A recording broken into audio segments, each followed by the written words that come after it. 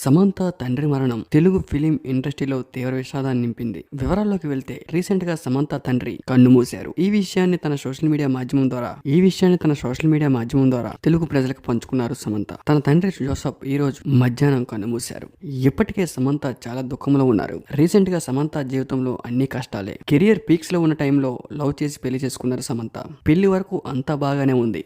ఎప్పుడైతే డివోర్స్ అయ్యాయో ఆ తర్వాత ఆరోగ్య సమస్యలు, ఫ్యామిలీకి దూరంగా ఉండడం ఇవన్నీ సమంతని బాగా కట్టిపడేశాయి. రీసెంట్ గా ఫ్యామిలీకి దూరంగా ఉంటూ సింగిల్ గా ఉంటున్నారు సమంత.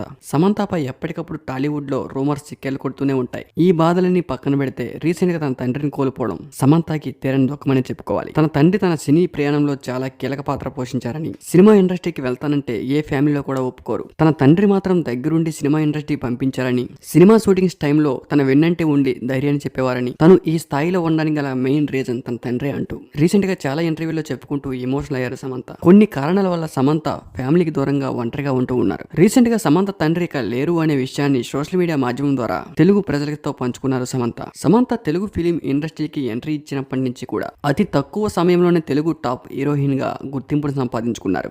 ఆ తర్వాత అక్కినేని నాగచైతన్యతో ప్రేమ, కొద్ది రోజులకే ప్రేమ వివాహం, కొద్ది రోజులు కలిసే ఉన్నారు. అక్కడి వరకు అంతా బాగానే ఉంది. ఎప్పుడైతే అక్కినేని నాగచైతన్యతో విడిపోయారో అప్పటి నుంచి సమంత జీవితంలో కష్టాలు మొదలయ్యాయి. మయోసైటిస్ అనే వ్యాధి సమంతకి సోకడం, దీంతో తీవ్రంగా సఫర్ అయ్యారు సమంత. ఇప్పుడు అంతా కోలుకుని బాగానే ఉన్నారనే టైంకి తండ్రిని కోల్పోవడం చాలా బాధాకరం. సమంతకు సినీ ఇండస్ట్రీ పెద్దలు సంతాపం వ్యక్తం చేస్తూ ఉన్నారు.